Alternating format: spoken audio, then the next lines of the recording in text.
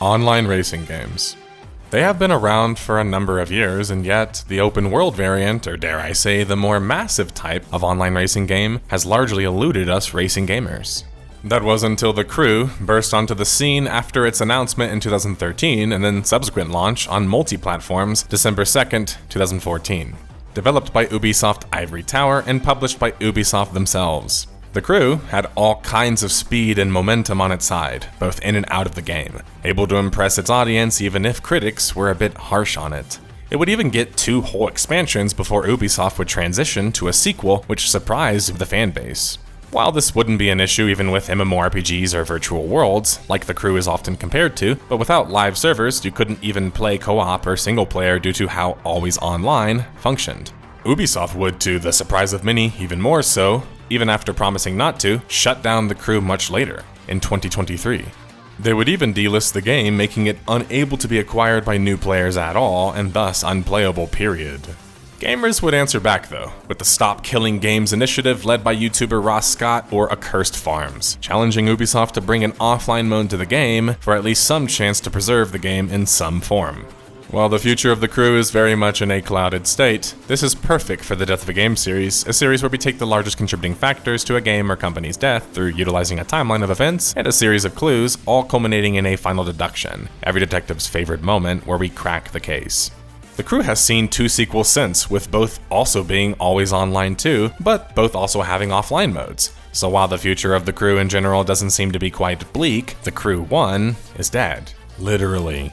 And in this episode, we're going to tell you why. And the we is, well, that's because I might be the detective on the microphone, but I have a legion of detectives who provide me with information, testimonies, dev connections even, and insights, and much more. And we've tackled this case. So without further ado, save for this video's sponsor, sorry guys, we do have to pay our bills. Let's get to the case and find out what was so special about The Crew that made the fan base band together to try to keep it alive.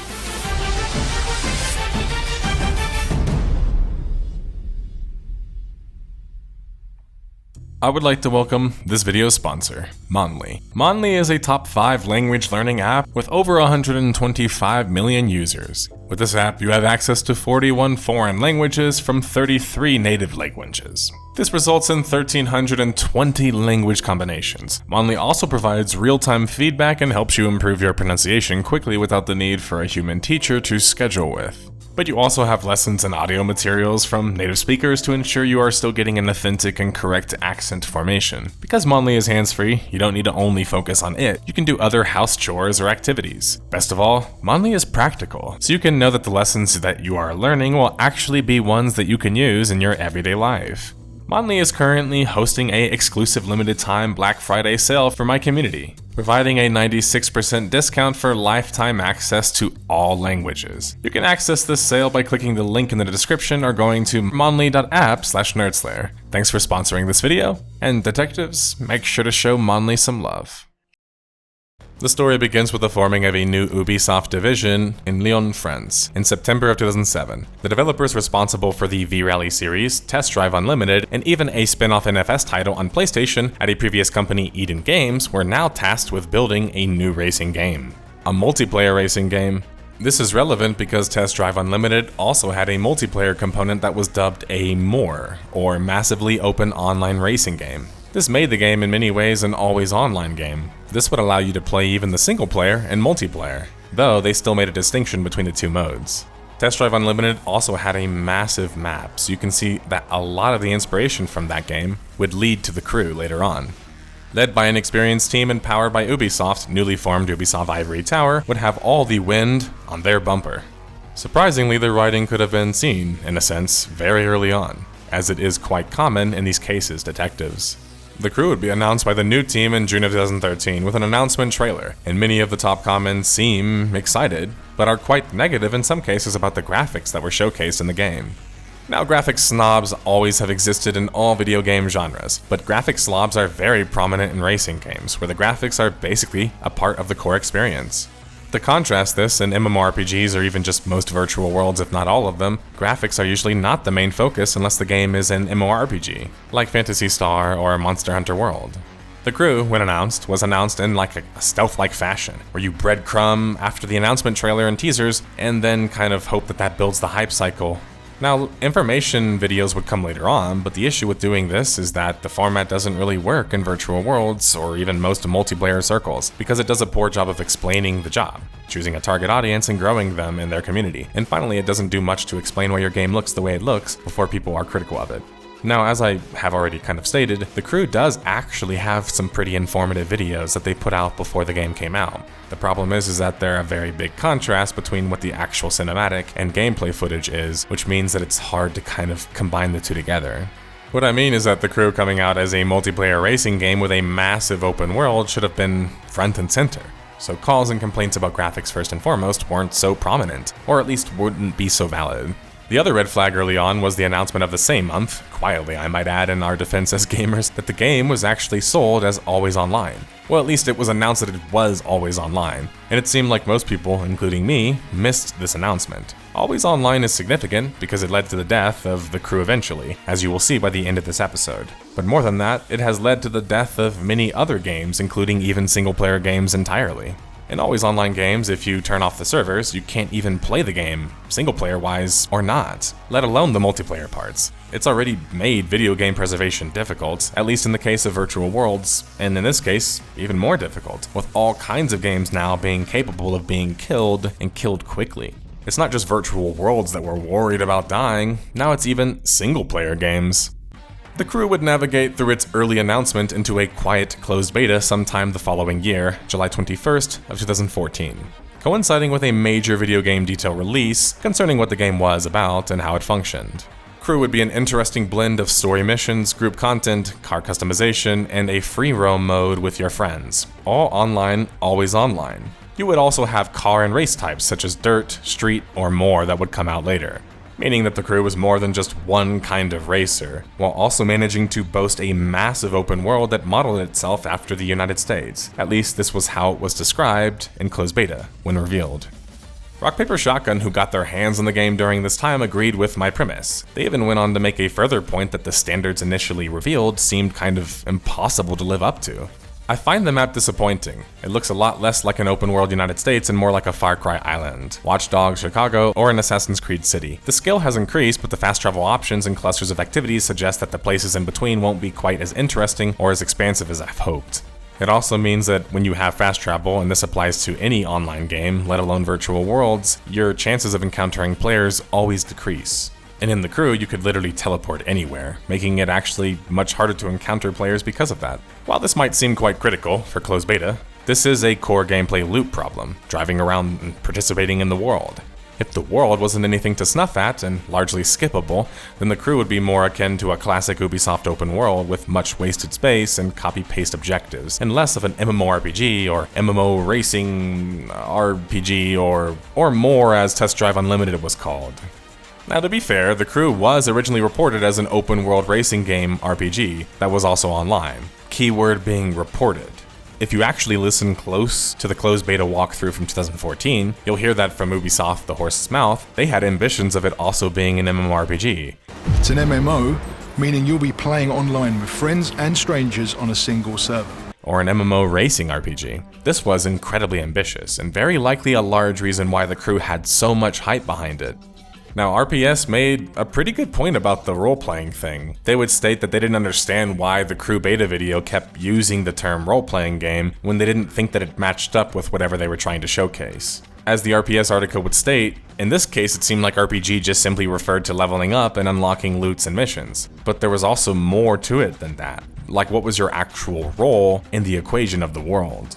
To further this point, RPS would go on to state that they were kind of confused why it was even tacked on in the first place, the RPG tag. Because RPGs aren't just about stat sheets and customization, but also playing a particular role in a world. Now, in single-player games, this is almost always built in, with the storylines that are included in them. But in multiplayer games without story, you played far less of a role, and were more so participating in a multiplayer racing game.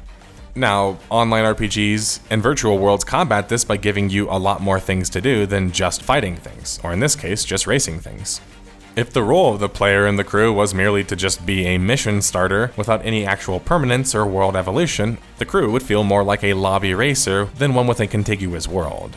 But I think Ubisoft Ivory Tower was aware of this. That's why they included a storyline in The Crew as well. The issue being that the storyline wouldn't even be playable offline, and technically, you couldn't avoid other players while participating in it. This sure made it feel more like a world, but as you will see later, some key issues with The Crew kept it from being that totally, which might have held it back some. You can't just call your game an MMO and not expect it to adhere to some standards of the industry, and be judged accordingly too. The Crew was scheduled to launch originally in the fall of 2014, but would be delayed due to UIT wanting to deliver the best game possible. The Crew was set to launch on PC, Xbox One, PS4, and even Xbox 360, which was a surprise to many, myself included, being spearheaded by the Fuel developer Asobo Studio. The Crew is being described as an open-world racer by critics, but sold by Ubisoft as an MMO. But with that RPG part that the game was initially sold as tacked on, that came with heavier expectations.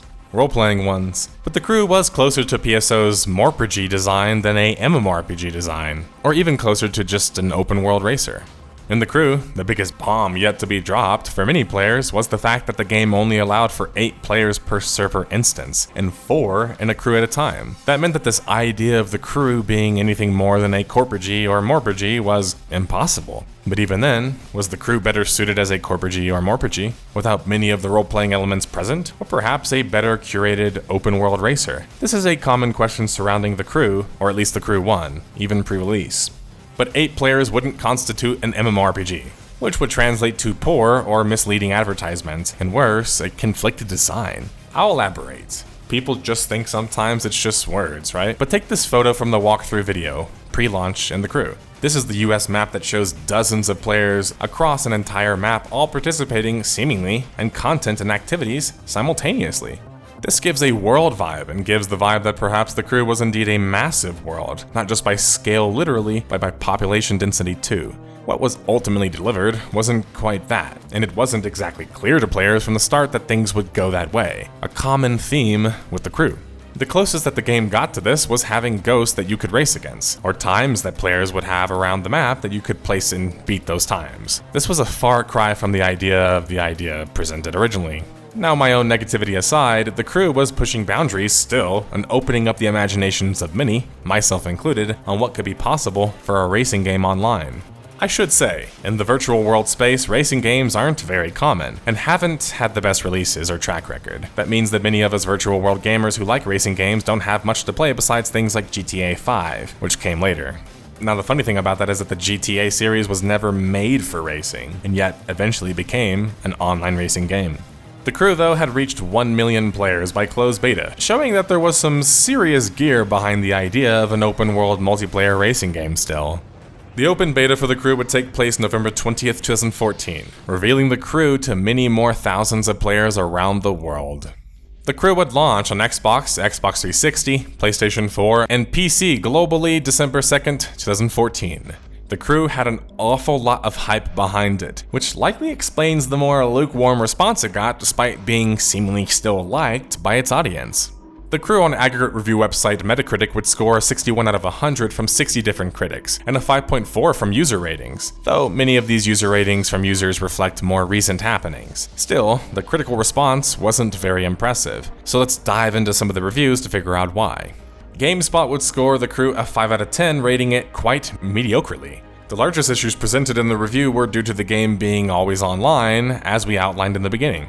The GameSpot review lambasted the poor physics and AI present in the game as well, such as the police chases led by said AI. They also disliked the use of the connected world, and the seemingly outdated graphics and buggy netcode that was present. For some, this would make the game unplayable, and for others it would just sour the experience of many, the critics included.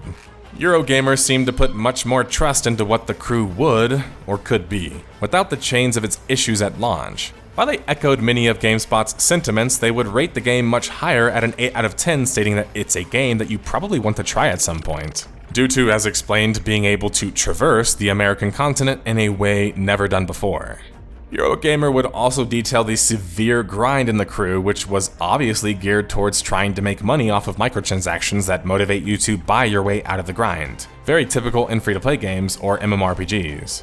This was on top of a box price for the game though, and things would only get more pay to win over time, such as when they introduced the summon events into the game. The reception for the crew was anything but impressive, but there was enough there to work with, and since it was shipped as an open-world RPG that was always online, many people felt that it would continue to receive expansions and updates, which was true for a time. The first major patch to hit the crew, following its launch and successful shipping of 2 million copies 1 month after its launch, would hit March 11, 2015. This patch would include a new PvP mode dubbed Blitz Brawl, which I should remark was kind of negatively received by some of the players as it was kind of overly competitive. While this might seem weird for racing fans watching this, Virtual Worlds, even the Morpg variant, aren't just about hardcore content or PvP modes generally. The patch would also introduce 3 new cars and a number of improvements to the game, including the handling in the game and the overall graphics. The handling was a problem in the crew for many players because although the game was clearly an arcade racer, more so than a realism-based racer, or racer sim, it was more about having fun without the difficulty of actually having to drive and manage a car. It still suffered from lackluster handling. The patch would also buff the graphics, which isn't typical in a patch, let alone a post-game update. This makes me suspect they knew it was a serious point of contention and wanted to show effort towards working on that issue. Or, worse, that the game was pushed to release too soon. The next patch would hit a few months later and would introduce leagues and rebalance factions, which were there, and there were a few that you could choose from, but largely felt kind of inconsequential. Sure, they gave you new missions to do, but there was always an issue with one faction nearly always dominating the affair. And then with leagues, I'll be honest, I actually couldn't find any information about it. I know, shitty detective and all, but I checked my notes and all of the testimonies I was given, and I couldn't find anything. So let me know in the comments what leagues even were in the crew. But factions were pretty lackluster in a game that had all the potential to make guild or factional gameplay awesome. I mean, the game's name is The Crew. There wasn't any unique story or lore to the factions, and they were largely location and preference or animal based. But I wouldn't blame the factions themselves. I rather would blame the container that they were placed into, the game world. The game world in the crew is, simply speaking, rather lifeless past the racing aspects, especially because you can just skip around all of it whenever you want. And even if you drive around it, things are quite repetitive, without much proper endgame besides just getting better scores. The world itself felt massive, sure, but a massive map with 8 players and only a few points of interest per area was a lot more like lifeless and barren than it sounded. The July patch would introduce a new car, the roulette system in PvP lobbies or the voting system akin to like GTA, and a new PvP mode dubbed the Crown, equivalent to something like Oddball and Halo where you hold the crown to score points. The crew's first expansion, Wild Run, would hit November 17, 2015, and significantly change the core of Crew's gameplay experience and bring it much closer in alignment to the future titles. The Wild Run would add new vehicle types, effectively adding new gameplay options, like the motorcycle, the monster truck, and even the dragster and drift class. This expansion would also include 15 new licensed vehicles. Now, note the licensed part, by the way, detectives. A free drive mode was also added to the game, which allowed players for the first time to actually participate in races next to each other, without having to start a race. Before this, the only thing that you could do was participate in the activities and then do police chases or getaway events. Now with the expansion, you can invite other players to these events much more seamlessly, but to play devil's advocate, taking a year to come out with cooperative or dynamic multiplayer content and just allowing it to exist seemed very much like a game that was like an entire year released early. I mean, free drive mode wasn't even included in the base game, which would be seen as commonplace from then on. I mean, how many players driving around this massive world thought to themselves, I wish I could just team up with some of these players that are around me, or the ghosts of these players around me. And that's where the Morpg nature of the crew, with its actual intended game design, seemed kind of conflicted.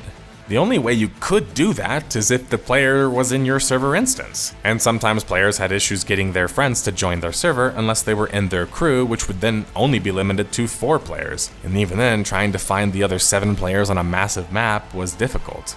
No matter how you sliced it, the idea of the crew was very much conflicted for online RPG players, massive or not.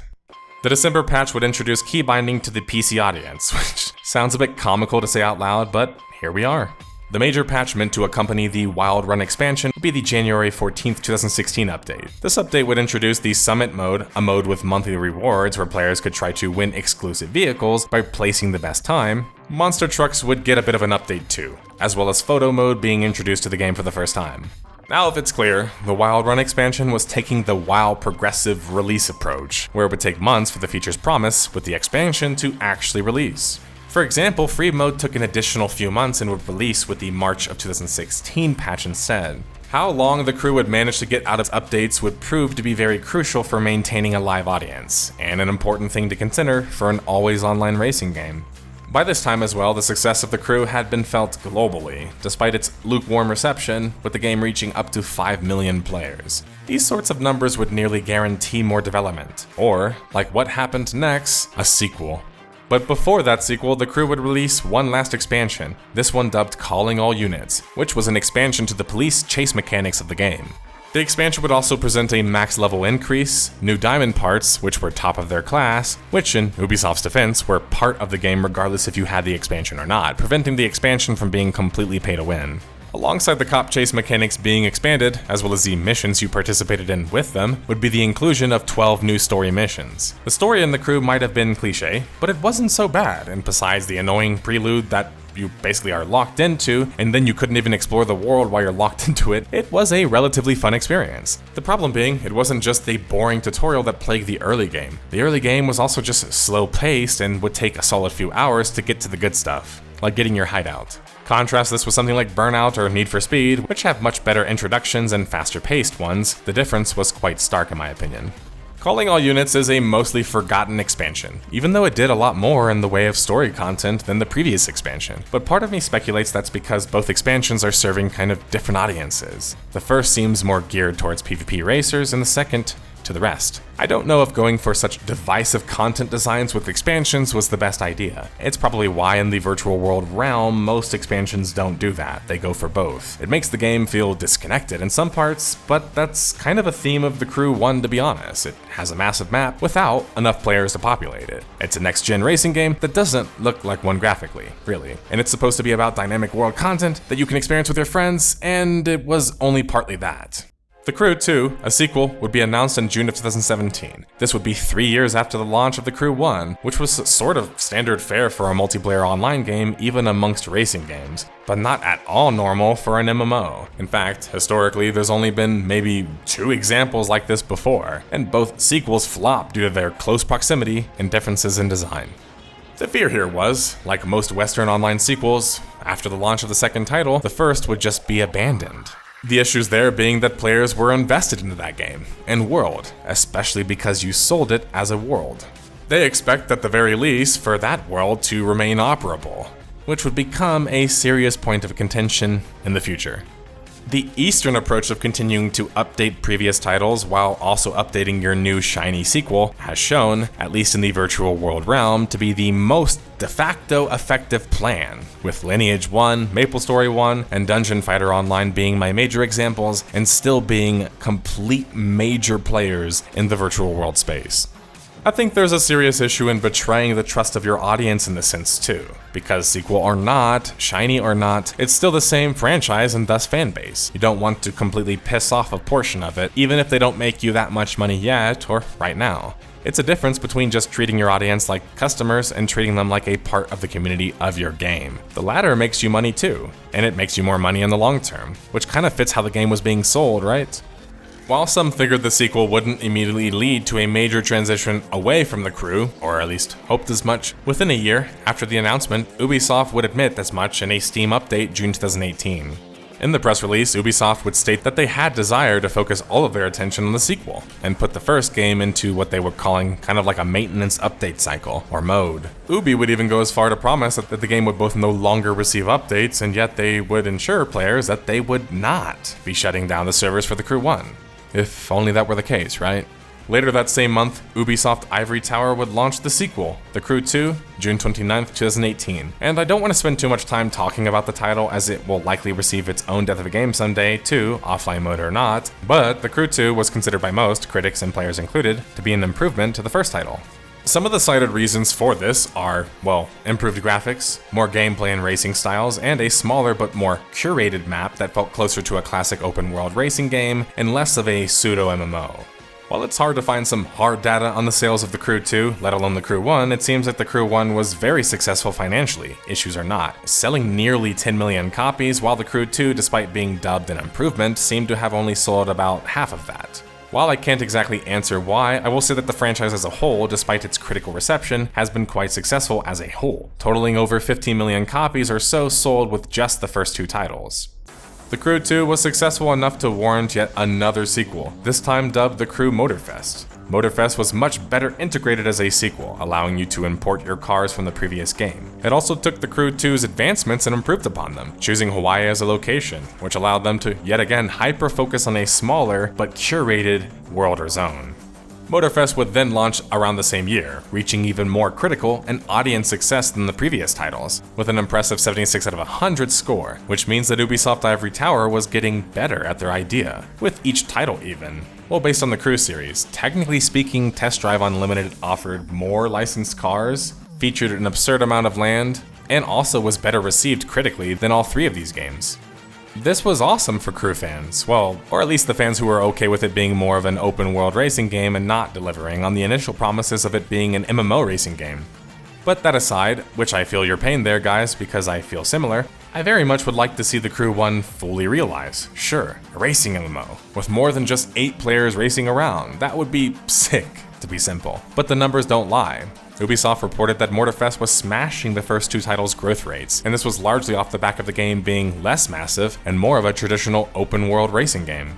Again, this is not to state that the massive multiplayer online racing game variant couldn't work, but that Ubisoft Ivory Tower chose a different direction to go in, and they were seeing success from it. I mean, Motorfest's website now, and most media covering it, don't even mention MMO or MMORPG or MMORRPG or more or whatever else at all. Coming literally the same day, though, as the major successful launch of Motorsport, in a bizarro kind of move, was the announcement that The Crew would be first delisted from marketplaces and then the server shut down the following year. Ubisoft would cite server infrastructure and licensing constraints, and to address the first reason, to steelman their position first, perhaps the difference in architecture was difficult to manage or just expensive. But I think that it's more likely that they didn't see the monetary reason to keep things running. Maybe it just was expensive to run. The second reason is a legitimate one. Opinion of mine or not. That's because racing games secure licensing deals with manufacturers to feature their cars in their games. The problem being that these licenses, at least now, expire, and once they do, those games lose access to those licenses. Now this could be because of the game and licenses being always online games and gaming, but my guess is that at the very least, the licenses are different than the offline licenses, and perhaps cheaper. You can be angry about The Crew being delisted, sure, of course. I'm angry about it, and then eventually shut down. That's even something to be more angry about, and it's totally valid. But you shouldn't be mad about licensing issues being a reason, at least not mad with the developers about it. Be mad with the greedy manufacturers, guys. Where you can be validly mad at Ubisoft themselves, and thus the developers of the game, is that the fact that the servers would be brought down. And thus, because the game was online only, there would be no way to play the game, after the servers would perish. People were especially angry after the news came out that the offline mode actually existed in the game, but it wasn't activated. Now, this was very likely a dev mode, but regardless, it showed that there was a possibility to have the game playable offline, period. And Ubisoft had done so in the past with Assassin's Creed 2 and Assassin's Creed 3. But Ubisoft's promises to keep The Crew 1 running seemed to have faded away, and while that would be expected past a point, the idea that the game would be completely unplayable was puzzling. If players were given the chance and ability, they would keep and could make The Crew 1 playable for friends on LAN and even using things like Hamachi. Instead, The Crew 1, the most unique of the Crew titles, was dead. Literally. In response to the shutdown of the servers of The Crew 1 and delisting, a Cursed Farms YouTuber, Ross Scott, would launch a campaign dubbed Stop Killing Games in the summer of 2024, with the goal of mounting political and legal challenges to games going offline. Or in other not convolutedly explained words, per Ross himself, have the desire to create long-lasting changes that affect the ability to preserve video games, affect positively. This means petitioning local governments globally, not just in the US in fact. That's because Ross thinks there are more legs by doing work in other countries simply due to how the laws and regulations work in the US at the moment. Well, and with attempts at targeting the SEC proving to be unsuccessful. The Crew is a central piece in this movement, with Ubisoft being chosen as the adversary more so in a ceremonial sense than a vindictive one. Ross would use examples like the fact that the Wild Run version of the game, there's a printout game key that actually says expiration 2099. Or point to how by removing the service of the game with no offline mode, you can't actually play the game anymore, as it's intended, or better yet, at all. The movement would garner an impressive 200k signatures, though currently is slow moving in its goal towards the rest. Which is quite a grand goal, I might add, and not just focused on the crew itself.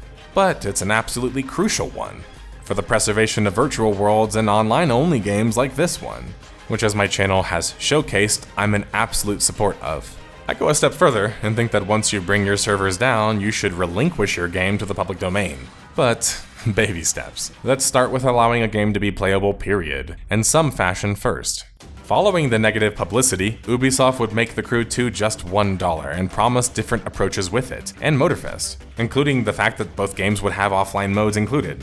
Now, this was an improvement, but still with offline modes included or not, The Crew wouldn't even be able to fully fulfill what its namesake was without peer-to-peer or the ability for players to run their own servers. So it was an improvement, but the problem wasn't necessarily fully solved, or at least they shelved part of that discussion, the whole online server part of it. A lawsuit would be launched concerning The Crew and its shutdown, though as Ross Scott breaks down in a video I recommend watching, if you're curious about the status of all of this and more details, the lawsuit is not affiliated to Ross Scott and his positions. The lawsuit is actually concerning false advertisement and misleading advertisement and practices. For the first point, Ross does think that Ubisoft falsely advertised their game, but even if this part sticks, Ubisoft could just remove the part that were falsely advertised and still kind of do the same exact thing, making it not much of a victory. For the second point, Ross states that the ULA, or EULA, agreement that you agree to when you play an online game like The Crew might be able to combat most of that, making it largely a moot point, especially with there being precedent in another case dubbed Pro CD vs. Zeidenberg. This is where a guy was trying to sell a compiled telephone directory on a CD-ROM that had a terms of conditions on the bubble wrap that was surrounding it. The company that opposed him argued that it wasn't legal due to that terms and license that he ignored, not just on the bubble wrap, but whenever he actually plugged in the CD. Now, while Zeidenberg's argument was deemed valid, it wasn't ultimately a victory for the case, because copyright law does not preempt contract law, and well, ultimately, he agreed to the ULA. Point being, copyright law in the US is terrifying, and our chances of winning there are much slimmer for the time being. I, like Ross, don't think that this lawsuit will be that successful due to the framing of it, and even if it will have little lasting effects, but it's part of the story, and very well could be a part of the larger story at hand, which is video game preservation. And it's a story and battle, or war, that we are going to be a part of for a long time. With that music playing, detectives, we have reached the end of this case. With The Crew dead and unplayable, there's no gray areas here. So, what are the largest contributing factors to the death of a game, The Crew? Well, for those who didn't pick up all the clues along the way, car manufacturers and their licensing deals, corporate greed. Ubisoft moved on to sequels. It was always online. Conflicted game design and presentation. A lackluster world. Limited players per instance.